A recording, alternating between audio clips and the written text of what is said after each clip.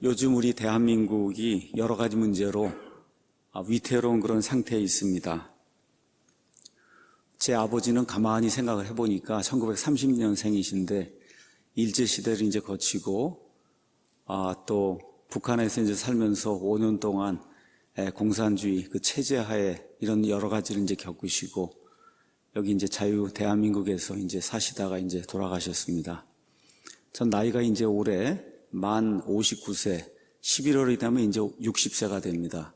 저는 한 번도 일제 식민지 아니면 공산주의 이런 거를 제가 직접 경험하지 못하고 저는 자유민주주의 국가에서만 이제 지금까지 살았습니다. 자, 이러고 있는 가운데 한 번도 경험해보지 못한 나라를 만들겠다는 이런 사람들이 이제 등장을 해서 한 번도 생각해보지 못한 이런 나라를 볼 수밖에 없는 이와 같은 그 상황이 지금 제 앞에 놓여 있고 여러분 앞에도 이제 놓여 있습니다. 제 아내가 어떤 목사님이 2019년 3월 현재 대한민국의 당면한 그런 그 문제, 이걸 이제 분석한 그런 글, 이 상태에서 회개하고 돌아서지 않으면 나라가 망할 수밖에 없다. 이런 글을 이렇게 요약을 해서 이제 보내줬습니다. 그래서 오늘은 이 글 여기에다가 여러 가지 데이터를 제가 좀 추가를 하고 그 다음에 우리 교회가 어떤 일을 해야 될 것인가, 그리스도인들이 무슨 일을 해야 될 것인가, 이런 것들을 이렇게 그냥 전달하는 그런 시간으로 뭐 이걸 설교라고 이야기할 수는 없고 그래서 그냥 제목을 2019년 3월 대한민국의 당면한 문제와 교회의 역할 그냥 이렇게 잡고 그냥 뭐 강연 반 끝에 가서 이제 설교 조금 이렇게 해서 권면하는 그런 이야기를 좀 하도록 하겠습니다. 그 목사님의 글이 이렇게 시작이 됩니다. 보수든 진보든 중립이든 자유민주주의 대한민국에 사는 사람이라면 또 앞으로 이 나라에 계속해서 살고 싶으면 이 글을 꼭 읽어야 한다. 조국 대한민국을 진정으로 사랑한다면 좌우파 이념을 초월해서 오늘 제시하는 이 글을 한번 깊이 생각을 해봐야 된다라고 하면서 이 글이 시작이 됩니다. 여러분 아시는 것처럼 미국 등에 의해 2차 세계대전이 끝나고 저희는 광복을 맞게 됐는데 우리 힘으로 맞은 것이 아니라 외부 사람들의 그런 힘에 의해서, 그래서 1945년 8월 15일 일본으로부터 이제 해방이 됐습니다. 그리고 정확하게 3년이 지난 1948년 8월 15일 자유민주주의, 자유시장경제 체제를 근간으로 하는 대한민국이라는 그런 나라를 건국을 했습니다. 1945년 이제 2차 세계대전이 끝나면서 그 이후에 많은 식민지 국가들이 구미 열강으로부터 독립하고 유엔에 이제 가입해서 독립국가로 새롭게 이제 출발했습니다. 근데 세계 2차 대전 이후 신생 독립국들 가운데 민주화와 경제 성장을 동시에 이룬 전 세계 유일한 국가, 이 유일한 국가는 대한민국 하나밖에 없습니다. 대한민국의 현 상황을 어떤 분이 이렇게 이제 설명을 했어요. 많은 사람들이 대한민국은 태어나서는 안 된 나라다 이렇게 이제 이야기하는데 이분이 정말 대한민국은 태어나서는 안 될 그런 나라인가. 그래서 쭉 이렇게 그 통계 지표 이런 것들을 이제 나열을 했습니다. 한번 그냥 제가 읽어드릴 테니까 우리나라가 얼마나 좋은 나라인가 한번 들어보시면 좋을 것 같습니다. GDP 세계 11위, 수출 세계 8위, 그 다음에 IMF 같은 엄청난 재정 위기를 단 2년 만에 극복한 유일한 나라, 과거 식민지 국가 중에서 유일하게 OECD에 가입한 나라, 반도체 생산 세계 1위, LCD 생산 세계 2위, 지하철 평가 세계 1위, 전 세계 모든 공항 평가 세계 1위, 인천공항이 세계 1위입니다. 계속 세계 1위예요. 범죄 검거율 세계 2위인 치안이 확보된 나라, 세계 속에 드물게 여성부가 존재하는 나라, 여성의 인권이 우리나라처럼 이렇게 확장이 되는 나라가 거의 없습니다. 초고속 인터넷망 보급률 세계 1위, 컴퓨터 보급률 세계 1위, 그 다음에 초고속 인터넷 속도, 초고속 인터넷 서비스, 어느 면에 세계 1위. 다른 나라 한번 가보시면 인터넷이 얼마나 느린지 할 수가 없어요. 너무너무 답답해서. 오직 대중교통만으로 여러 도시를 편하게 이동할 수 있는 거의 유일한 나라. 세계에서 AS 서비스가 가장 신속한 나라. 인도니 하다못해 미국이니 어디 한번 가보세요. 이런 AS가 존재하는가? 이렇게 빨리 해주는 나라가. 세계 5번째로 고속철도를 보유한 나라. 철강 제조 산업, 규모, 시설 이런 걸로 세계 1위. 세계 건설 산업 규모 3위. 글로벌 제조업 경쟁력 세계 3위. 세계 자동차 생산 규모 3위. 국제전기통신연합이 발표한 ICT 발전지수 세계 1위. 특허시장 점유율 세계 7위. 세계 주요국 교육체제 평가 순위 1위. 학교 정보화 시설 세계 2위. 역대 기능 올림픽에서 최근 연속 5회 종합 우승한 나라. 세계에서도 드물게 그것도 식민지 재배에서 벗어난 이와 같은 국가 중에서 UN 사무총장을 배출한 나라. 평균 IQ가 105를 넘어 세계 10위 안에 드는 그런 국가. 문맹률 1% 미만인 유일한 나라. 새마을 운동으로 아시아 많은 나라들의 발전 모델이 된 나라. 그래서 2011년 UNDP, UN 개발 프로그램에서 삶의 진로는 전 세계 15위다.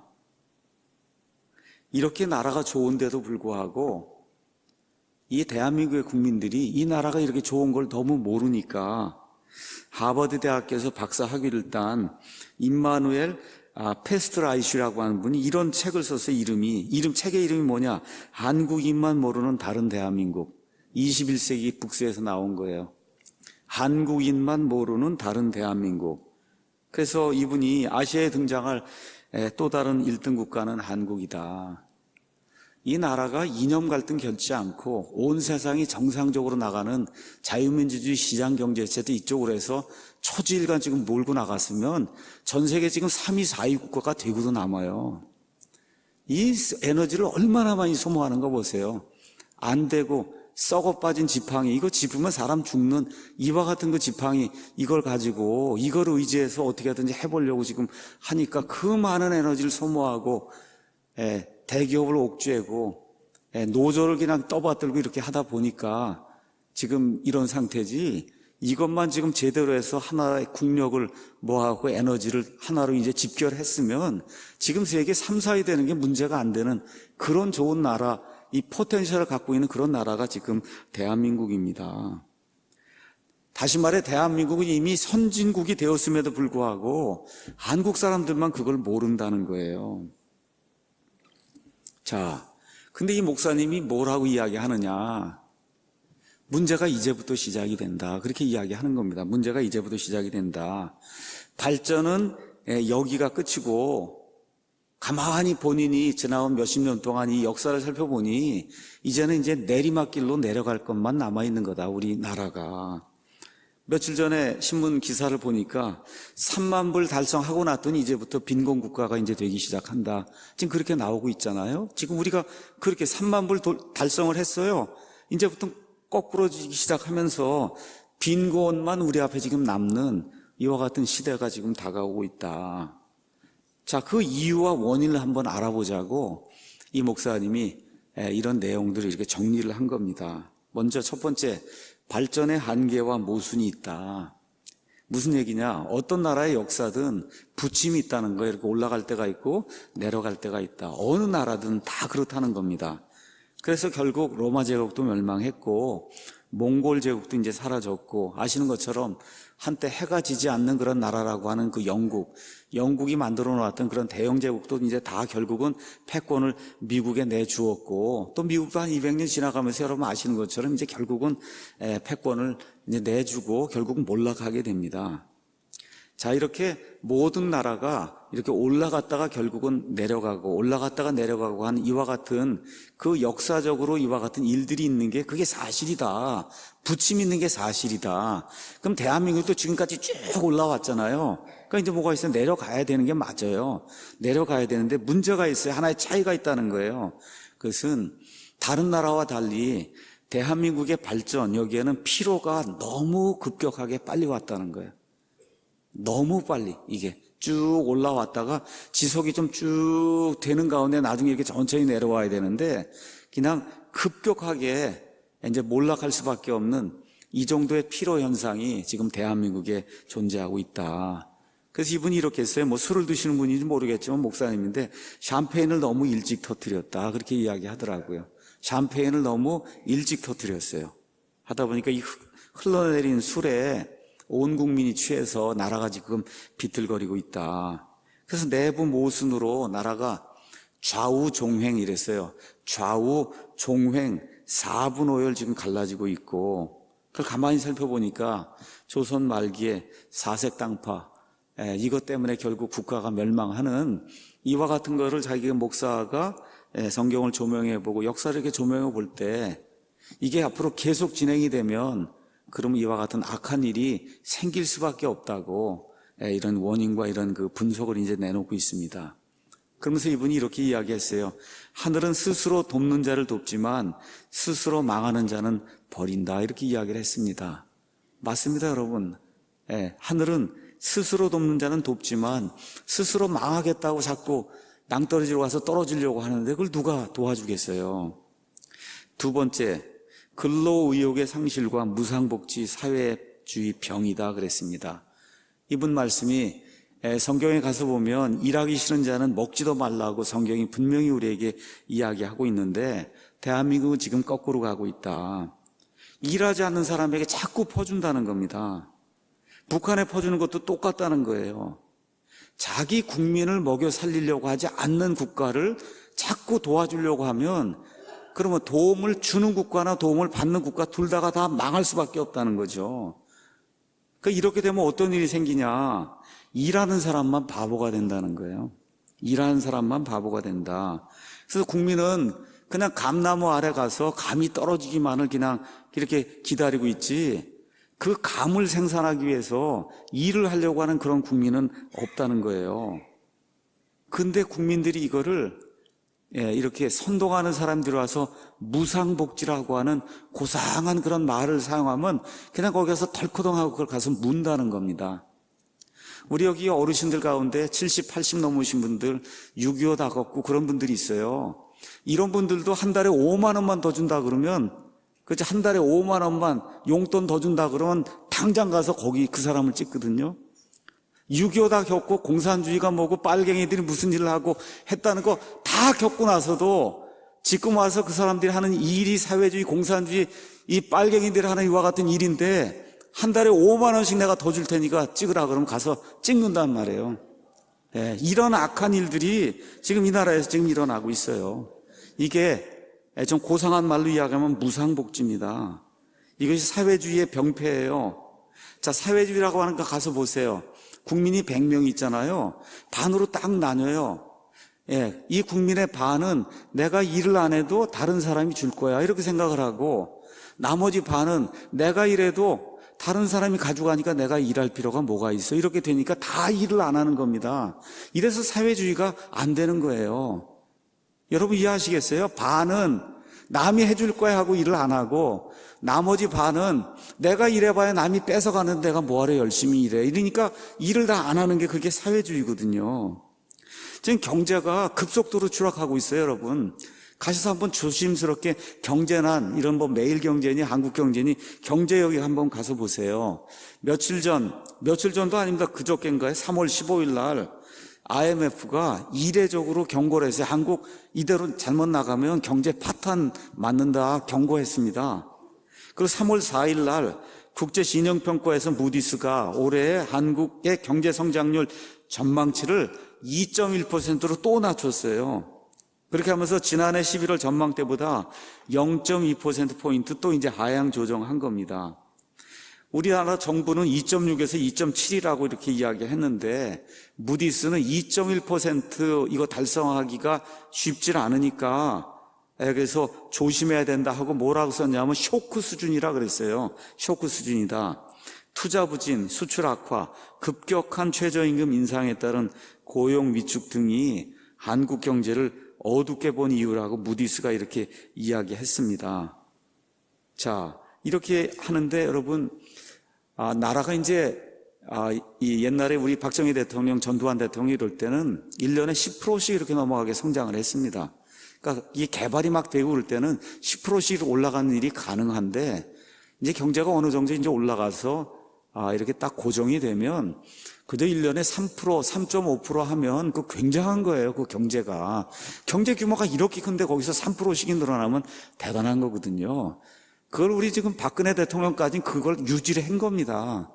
지금 경제 이게 지금 상황이 문재인 대통령 들어오면서부터 계속 지금 밑으로 하강을 하는데 대통령 하나 잘 뽑으니까 지금 미국은 어때요, 경제가? 지금 3% 이상을 지금 유지하고 있어요. 그 큰 경제가 매년 3% 이상을 지금 이렇게 성장하는 그와 같은 그 말 그대로 호황기를 지금 맞고 있는 겁니다. 문재인 그 정권은 아주 재주가 좋습니다. 그냥 손만 대면 적자예요. 그래서 2018년 국민연금 수익률이 10년 만에 마이너스를 기록했어요. 마이너스 0.92%. 여러분 무슨 얘기인지 아시죠? 앞으로 여러분이 받게 될 국민연금이 계속 줄어든다는 거예요. 지금 좋아할 일이 아닙니다. 여기 20년, 30년 이게 지나게 됐을 때 이렇게 해서 계속 마이너스로 나가게 되면 말 그대로 쪽박 차는 겁니다. 없는 겁니다. 남는 게. 지금 이렇게 되는 거예요. 건강보험도 8년 만에 적자 기록했어요. 결국 모든 국민이 다 부담해야 되는 그 부담액이 계속 증가할 수밖에 없는 거예요. 일자리 창출한다고 54조 원을 갖다 썼어요. 그래서 만들어낸 게 10만 개도 안 됩니다. 그렇죠? 예. 한 번도 경험해보지 못한 나라를 지금 만들고 있는 거예요. 지금 이게 지금 우리나라의 근로의욕 상실, 무상복지, 사회주의 병이라고 이 목사님이 이제 그렇게 진단을 했습니다. 세 번째는 이념의 혼란, 이렇게 이제 그분이 이야기를 했습니다. 이념이란 뭐냐? 그것은 이상을 실현하려는 생각과 사상이 그게 이념이다. 그래서 공산주의도 지상 낙원을 꿈꾸며 가꾼 그런 이념입니다. 그런데 제가 지난번에도 한번 설명한 것처럼 지난 100년 동안 공산주의 실험을 소련, 중국, 베트남 등 여러분 잘 아시는 것처럼 그런 모든 국가들이 그 이론, 그걸 가지고 실험을 실질적으로 국민에게 행했어요. 그 한 일이 뭐예요? 한 결과가 뭡니까? 전 세계에서 제일 못 사는 나라가 된 거 아닙니까? 그렇죠? 국민의 자유도가 제일 떨어지고 이 세상에 제일 못 사는 나라가 된다는 게 공산주의 실험을 한 그런 결과예요. 그 결과 또 어떻게 됐어요? 공산주의 하는 국가에서 1억 명 이상의 무고한 사람들 죽임을 당한 거 여러분 기억하십니까? 예. 이게 지금 우리 눈앞에서 역사적으로 증명이 돼 있음에도 불구하고 지금도 공산주의 사회주의라고 하는 그런 이념을 그걸 어떻게 하든지 해서 이 나라를 좌경화하려고 하는 그런 사람들이 너무 많다는 겁니다. 그래서 어느 면에서 지금 유일하게 공산주의 국가가 하나 남아있다, 그게 북한이다. 여러분, 중국은 엄밀한 의미의 공산주의 국가가 아닙니다. 러시아, 베트남 엄밀한 의미의 공산주의 국가가 아니에요. 정치는 공산주의를 하지만 경제는 다 자유시장 경제를 지금 하고 있는 거예요. 공산주의를 다 해보니까 안 됩니다, 이게. 그러니까 어떻게 해요? 체제만 공산주의 체제를 하고 나머지는 다 자유경제 체제를 지금 할 수밖에 없는 거거든요. 근데 유일하게 정치든 경제든 모든 거를 공산주의 그런 이념으로 그 지금까지 시행하고 있는 유일한 나라가 북한 하나밖에 없어요. 근데 이분 말씀이 북한도 알고 보면 많이 변질이 된 공산주의라고 하는데 실제로 가서 보면 공산주의 국가라고 이야기할 수가 없다. 어버이 수령동지를 숭배하는 말 그대로 사이비 이단 집단이라는 겁니다. 맞습니까, 여러분? 그 어버이 사진이 떨어지면 그거 막 울고 불고 하는 거, 그거 보시고 정신병자들이 하는 거고, 그 이단에서 하는 일이지, 그게 정상적인 사람들이 하는 게 아니잖아요. 이러한 그 국가를 추종하는 자들이 본인들을 진보라고 이야기합니다. 진보 세력이다. 근데 이분이 얘기하는 게 이 사람들은 피폐했던 과거 조선 말의 왕조 국가로 완벽하게 회귀하고 있어요. 진보가 아니라 저 뒤로 계속해서 지금 돌아가고 있어서 정말 진보가 아니라 수구 꼴통, 반동의 역할을 하는, 여러분 반동이라는 거 아시죠? 움직이지 않고 있는 게 이게 반동이거든요. 온 세상이 자유시장 경제 어떻게 하든지 국민을 제대로 먹여 살려야 되겠다고 온 지도자가 다 나서서 나라를 살리려고 애쓰고 있는데 그 반대로 돌아가서 지금 100년 전에 어떻게 했어요? 왕조를 지금 구축을 해서 3대 세습을 하는 그런 틀을 완성한 나라가 북한이에요. 여러분, 이게 진보입니까? 수구 꼴통입니까? 이게 수구 꼴통이거든. 이걸 진보라고 이야기를 하니 여기에 또 넘어가고 있으니 이게 얼마나 안타까운 거냐. 백성은 섬김의 대상이 아니라 착취의 대상으로 전락을 했습니다. 맞습니까? 그 북한 공산주의 그 체제 하에서는 위에 있는 몇 사람 빼고 나머지는 다 착취의 대상이 되고 만 거예요. 제가 좀 그림을 보여드리려고 했는데 시간이 없었습니다. 전혀 산하를 돌보지 않아서 말 그대로 북한 땅의 거의 모든 산, 거의 모든 이런 가천이란 이런 모든 것들이 다 사막으로 변했습니다. 그러다 보니까 비만 조금 오면 어떻게 해요? 다 홍수가 나고 사람이 살 수가 없고 농작물을 재배할 수 없으니까 계속해서 사람이 굶어 죽는 그와 같은 일이 지금 북한 땅에 지금 일어나고 있는 거예요. 이분이 또 뭐라고 이야기했냐? 백성은 상시적으로 굶기 때문에 DNA가 난쟁이로 변했다는 거예요. 우리나라 사람보다 10cm, 15cm가 지금 작지 않아요. 맞습니까, 여러분? 네. 이건 지금 북한만 그런 게 아니에요. 지금 베네수엘라도 지금 먹지 못해서 전 국민이 평균 10kg 정도 체중이 지금 빠지고 있어요. 네. 자연 다이어트, 그걸 이름을 마두로 다이어트다 그렇게 얘기하는 거 아닙니까? 마두로가 그렇게 다이어트를 시켜줘서 마두로 다이어트를 해서 그냥 온 국민이 그냥 살이 빠지는 이와 같은 일이 지금 생기고 있어요.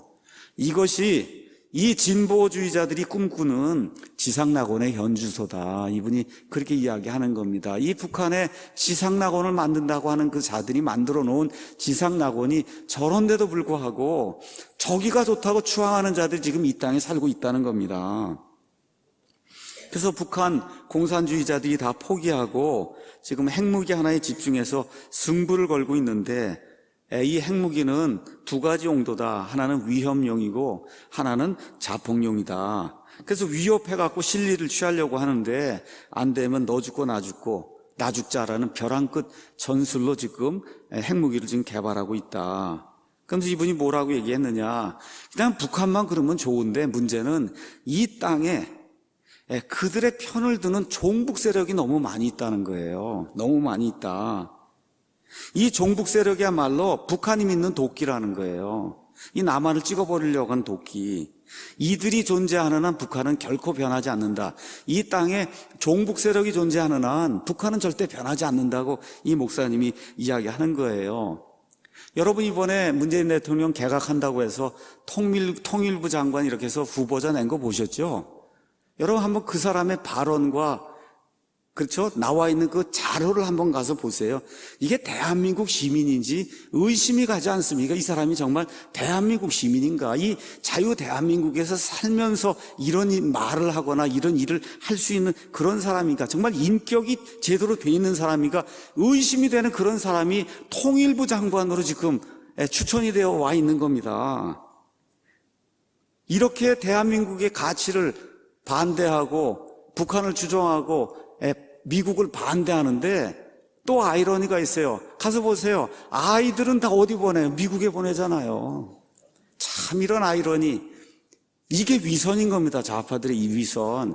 미국 싫다 그러고 반미하고 중국 좋다 그러고 북한 좋다 그런 건 그럼 그쪽으로 유학을 보내야 될 거 아닙니까? 애들도 북한의 평양으로 보내야 되는데 꼭 애들은 미국으로 보내는 거예요. 그러면서 반미를 합니다. 이러한 사람들이 바로 북한이 믿고 있는 남한을 찍어 없애려고 하는 그런 도끼라고 이분이 이제 이야기하는 거예요. 그 다음에 이제 네 번째는 대한민국이 그것 말고도 망할 수밖에 없는 이유가 있다. 성문란과 도덕적 타락. 망하는 나라의 말기 증상으로 빠지지 않는 것이 하나 있는데 그것이 성적 문란이다. 그러면서 이분이 그렇게 얘기하는 거예요. 긴 얘기 필요치 않다. 빅뱅 이번에 승린이 정준영 사건이 몰카 사건이 그 이야기하면서 이것은 누구나 다 알면서 그러면서 모르는 척하면서 자신은 아니라고 손사래를 치는 이와 같은 현상이다. 여러분 요새 중학교 아이들 이렇게 남녀 아이들 이렇게 다니는 거 보세요. 그 껴안고 이러고 이런 거 보면 이거 상상할 수 없는 그런 일이거든요. 그렇지 않습니까? 부부 같아요, 부부. 부부보다 더해요. 그걸 그냥 대낮에 지금 애들이 그러고 사는 지금 사회가 지금 우리 앞에 놓여 있는 거예요.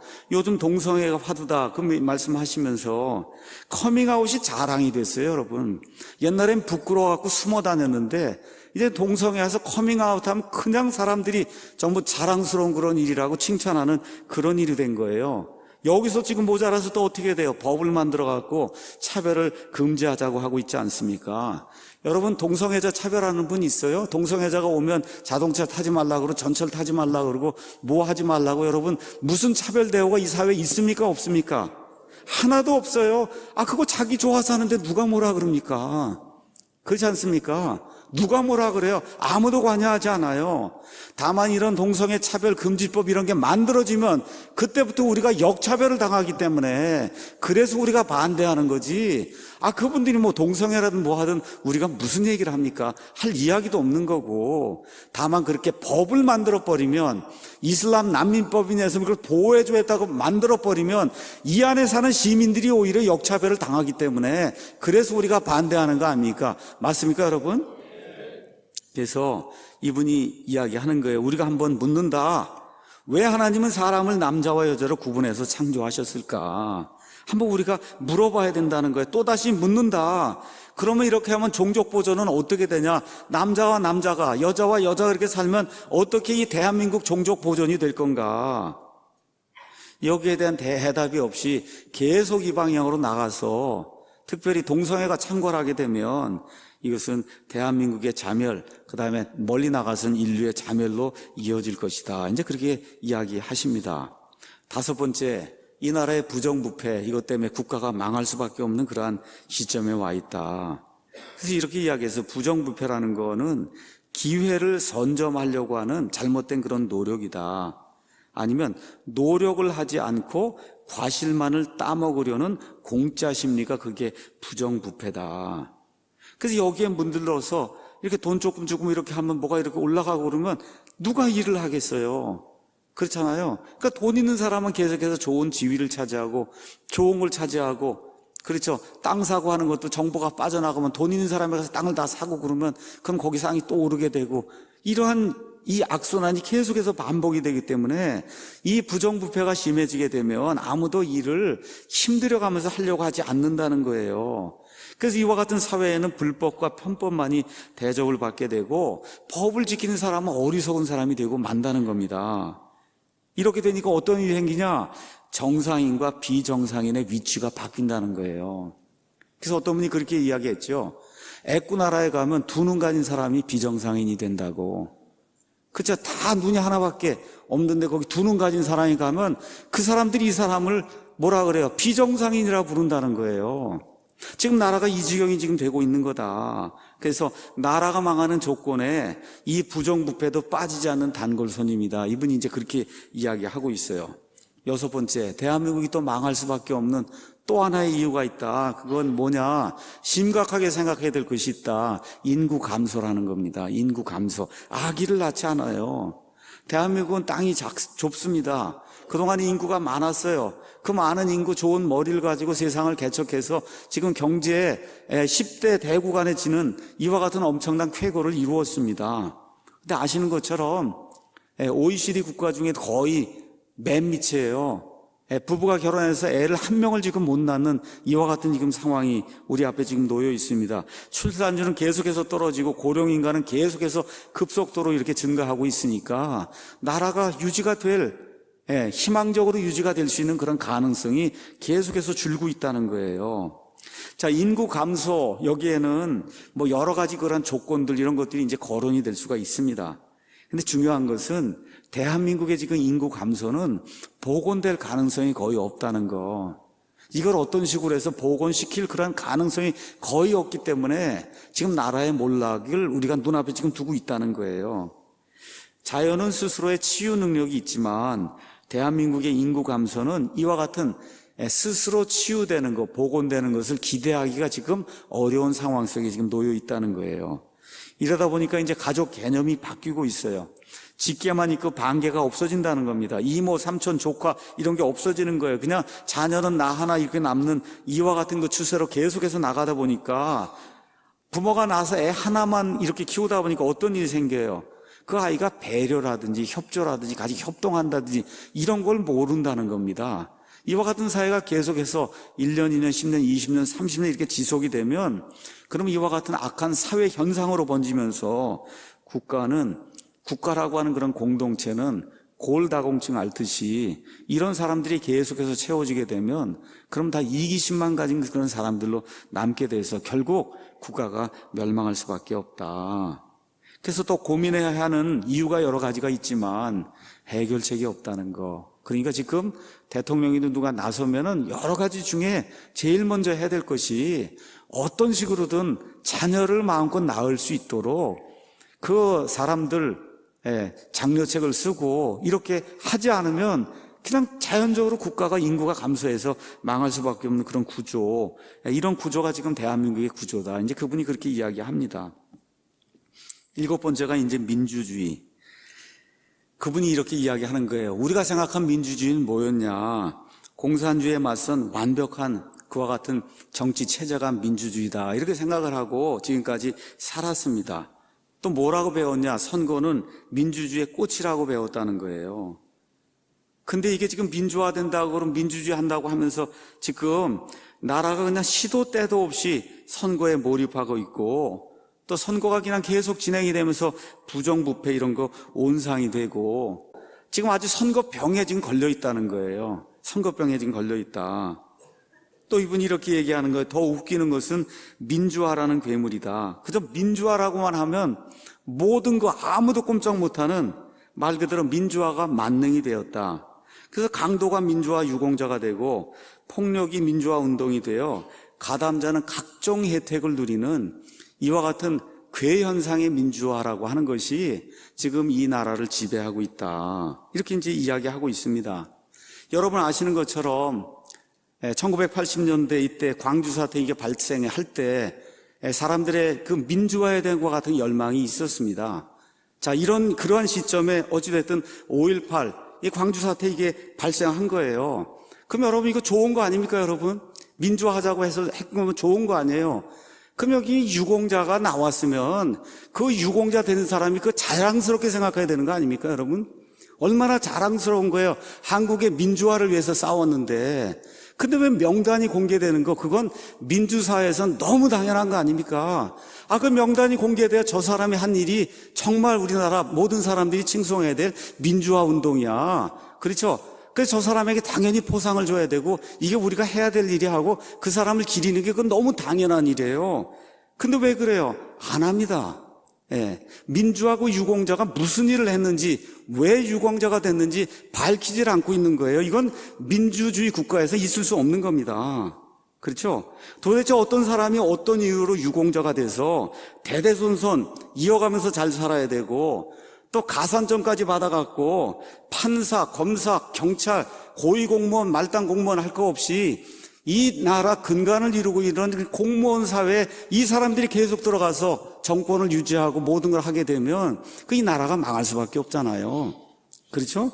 그러니까 이분이 이제 이야기하는 게 이런 것들이 민주화라고 하는 그런 그 이름을 통해서 괴물로 등장을 해서 이렇게 하다 보니까 지금 어떻게 뭐가 나왔어요? 하여튼 5.18만 언급하면 형사처벌하겠다는 이런 법을 만들겠다. 이렇게 지금 나오고 있잖아요. 여러분 이게 민주화냐? 어떻게 생각해요? 이게 여러분 민주화입니까? 있을 수 없는 일이잖아요. 있을 수 없는 일이다. 있을 수 없는 일이거든요.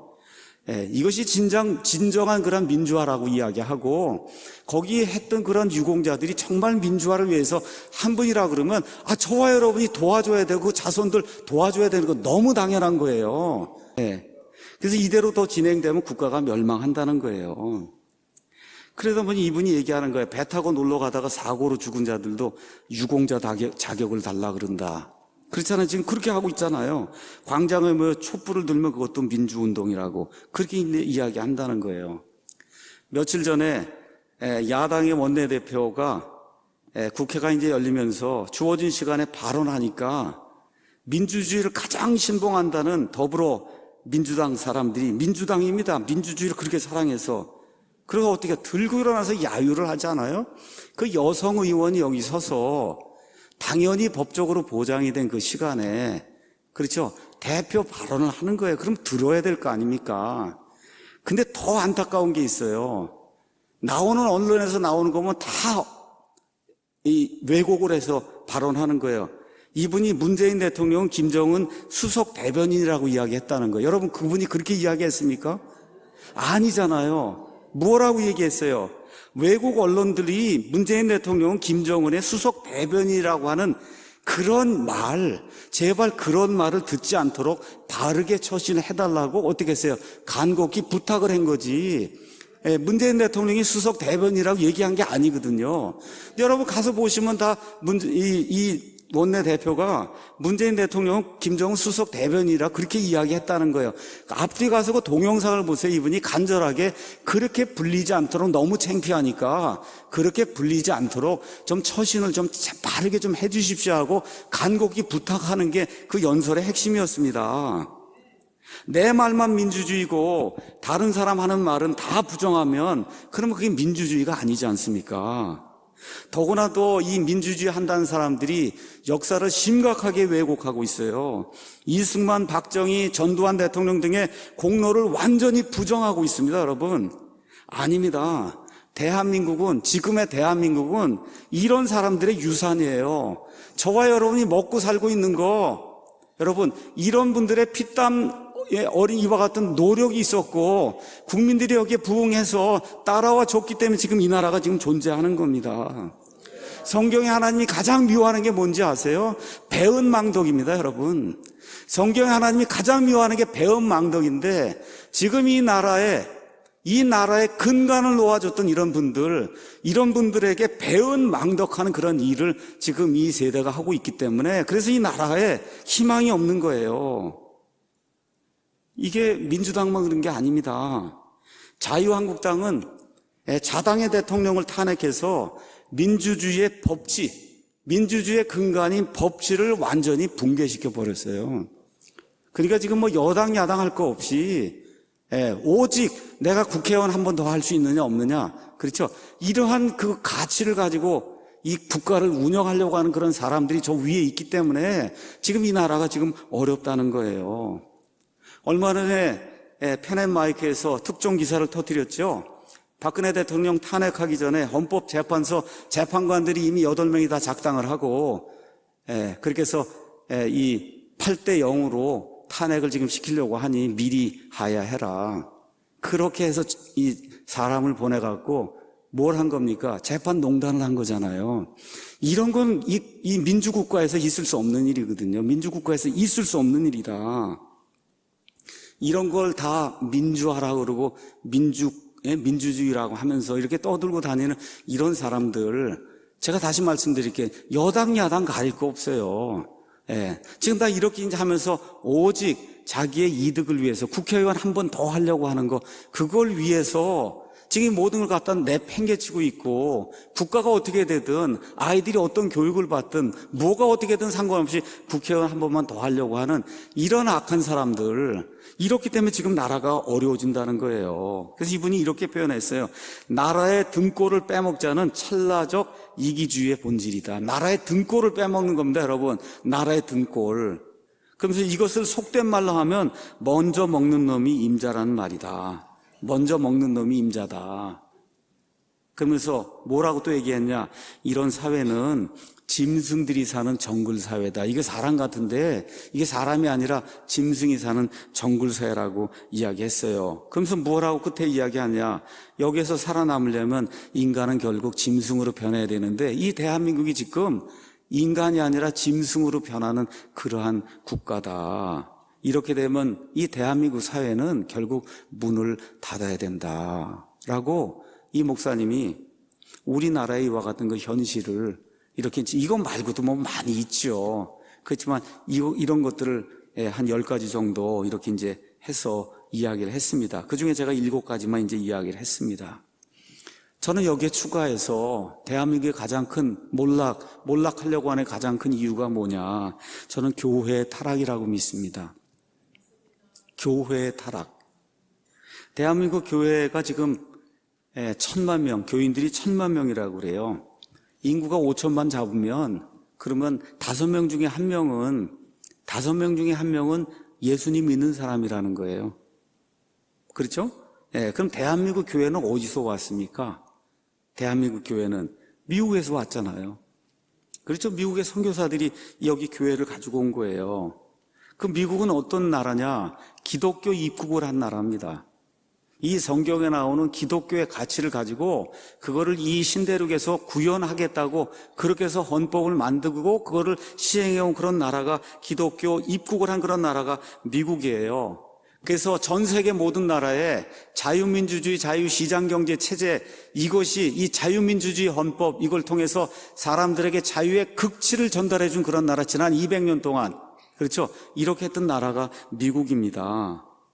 자, 그래서 미국에 있는 그런 그리스도인들 가운데 근본주의, 보수주의적인 그런 그리스도인들이 지금도 많이 남아 있습니다.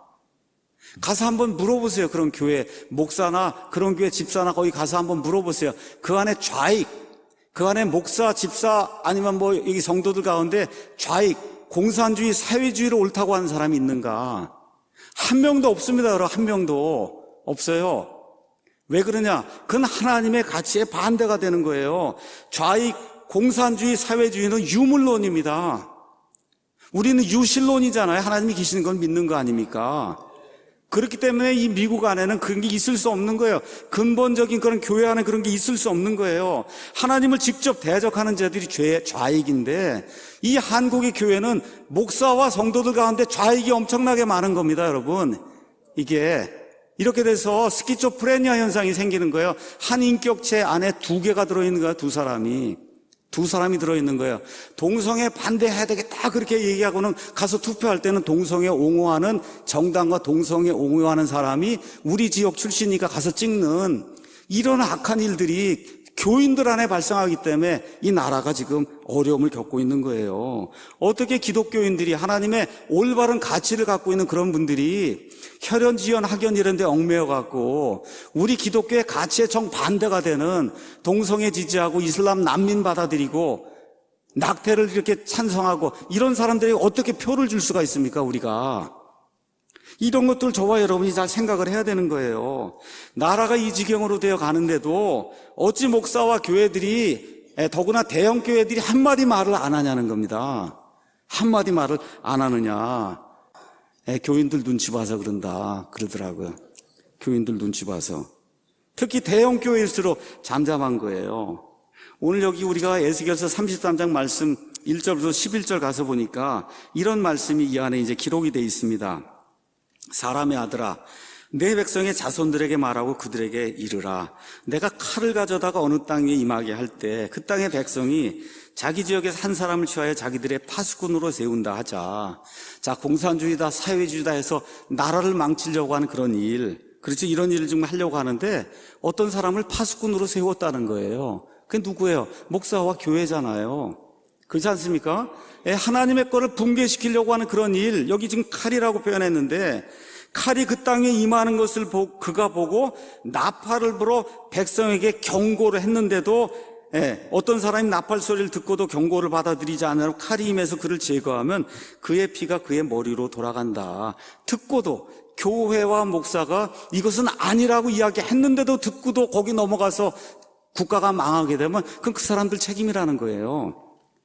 그러나 칼이 임하는 것을 파수꾼이 보고도 교회가 보고도 목사가 보고도 이건 아닌데 그걸 알고도 나팔을 불지 않으며 백성이 경고를 받지 못하였으므로 칼이 임하여 그들 가운데서 어떤 사람을 취하면 그는 자기 불법 가운데서 제거되었거니와 그의 피는 내가 파수꾼의 손에서 요구하리라.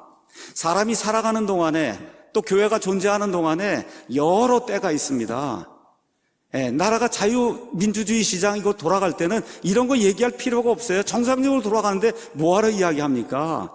하지만 하나님의 가치가 심각하게 훼손이 되고 공산주의, 사회주의가 되고 하면 저와 여러분 자유를 잃게 되면 저뿐만 아니라 여러분 아이들까지 완전히 다 멸망할 수밖에 없는 그런 일이 우리 앞에 놓여 있기 때문에 이때에는 목사가 목소리를 높여서 그건 아니라고 이야기해야 되는 때가 바로 이때가 아닙니까, 여러분? 교회가 그렇게 이야기해야 될 때가 바로 이때인데 교회가 이때 목소리를 높이지 않고 목사가 이때 목소리를 높이지 않고 교인 떨어져 나갈까 봐 이렇게 무서워하고 벌벌 떨고 자기 밖으로 떨어져 나갈까봐 이렇게 무서워하고 이렇게 하면 하나님이 뭐라고 얘기해요? 예, 거기 가서 보니까 하나님이 그 사람에게서 이 백성의 피를 요구하겠다고 그렇게 이야기하는 겁니다. 8절에 가서 보니까 내가 사악한 자에게 말하기를 오 사악한 자야 내가 반드시 죽으리라 할 때 내가 그 사악한 자에게 말로 목사와 그 다음에 이 백성들이 가서 경고하는 거예요. 너 이 길에서 떠나지 않으면 죽는다. 그렇게 경고하지 아니하면 그 사악한 자는 자기 불법 가운데서 죽으려니와 그의 피는 내가 내 손에서 요구한다. 지금 여러분 에스겔이 이야기하는 시점이 어느 시점이에요? 지금 유다가 조금 있으면 멸망당할 그 시점에서 지금 이 얘기를 하고 있는 거예요. 우리와 지금 똑같은 상황에서 이야기하고 있는 겁니다. 그리고 결국 어떻게 됐어요? 이 모든 목자들이 제대로 경고를 내지 않아서 결국 유다가 바빌론의 포로 생활 70년간 가는 그런 일이 생기고 말았잖아요. 바로 이와 같이 똑같은 상황에서 대언자 에스겔이 이야기하는 거예요. 하나님이 에스겔에게 이야기하는 겁니다. 내가 가서 사악한 자에게 경고해서 이 악한 길에서 돌아서라고 명령하지 아니하면 그러면 그 사람 죽고 그 피를 내가 내게서 요구하겠다. 그 얘기하면서 우리 하나님께서 마지막으로 이렇게 이야기하는 겁니다. 주 하나님이 말하노라 11절에 내가 살아있음을 두고 맹세하노니 사악한 자가 죽는 것을 내가 기뻐하지 않는다. 여러분 우리가 하나님 앞에 심각한 죄인이에요. 누구나 다 마찬가지입니다. 저도 마찬가지예요. 하나님이 그런데 저와 여러분이 죽는 걸 원치 않는다는 겁니다. 돌이키고 회개하고 하나님 앞으로 돌아와서 살기를 원한다는 거예요. 이 대한민국도 마찬가지입니다. 악한 가운데 놓여 있지만 돌이키고 하나님께 돌아와서 살기를 원한다고 우리 하나님이 말씀해 주시는 거예요. 그 일을 누가 해야 되냐? 대한민국의 교회와 목사들이 해야 되는 겁니다, 여러분.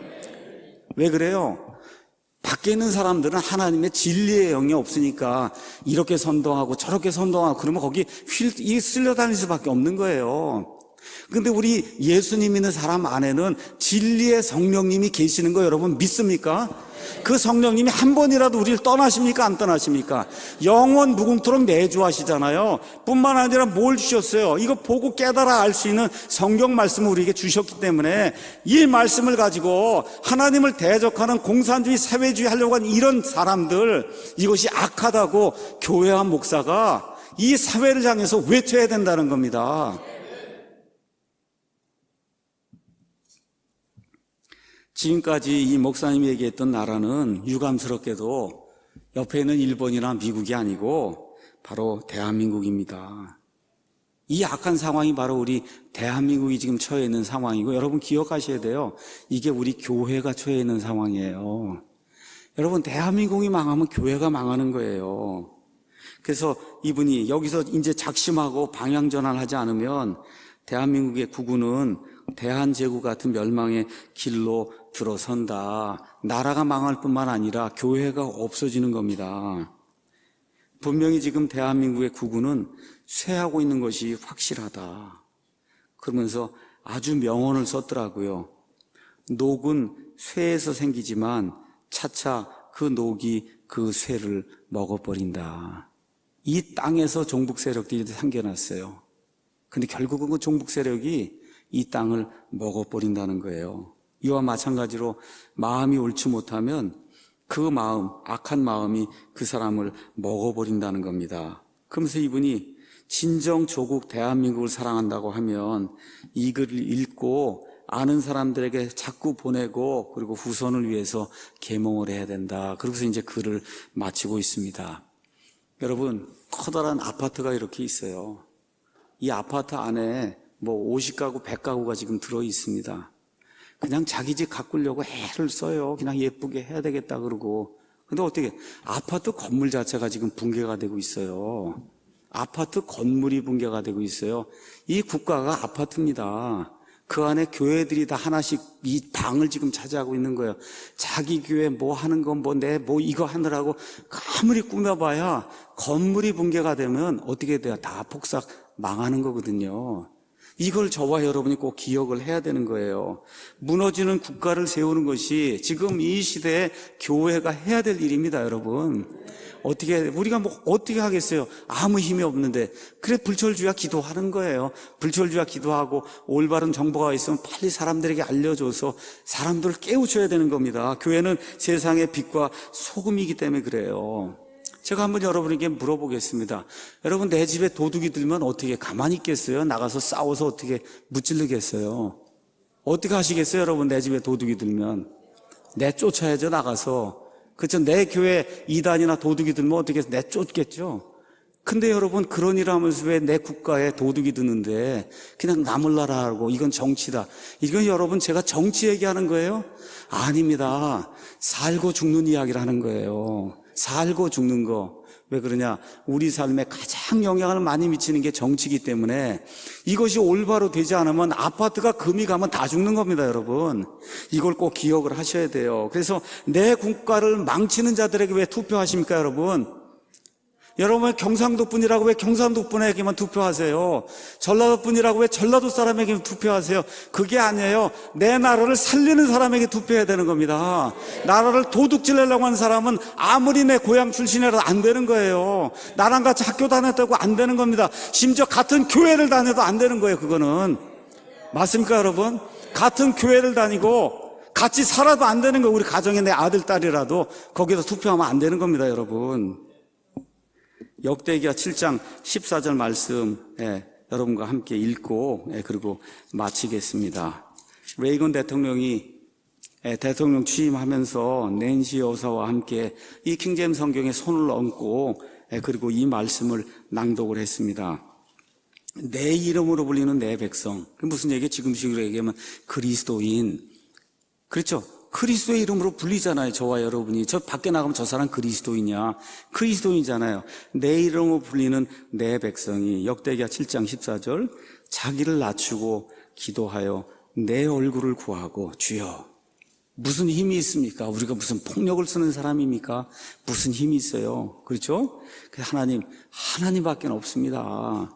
하고 내 얼굴을 구하고 그 다음에 해야 될 게 있어요. 자기들의 악한 길들에서 떠나면 열심히 일해야 되지 않겠습니까, 여러분? 그렇죠? 열심히 일해야 되지 않아요. 이게 인간의 기본입니다. 열심히 일해야 되는 거예요. 그래서 열심히 일하고 하나님을 대적하는 공산주의 사회주의자들 이거 다 어떻게 하든지 척결해야 되겠다고 노력을 하고, 그렇죠?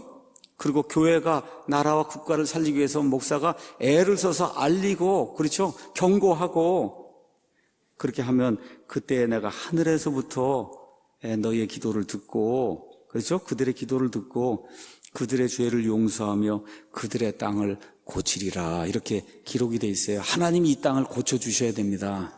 우리가 무슨 힘이 있어요? 없잖아요. 아무 힘이 없습니다. 하나님이 이 땅을 고쳐주십시오. 그래서 저와 여러분이 기도하셔야 돼요. 아침, 점심, 저녁 할 거 없이 시간이 나고 차 타고 다니고 이렇게 하면서 항상 하나님 이 땅을 고쳐주십시오. 우리가 할 수가 없습니다.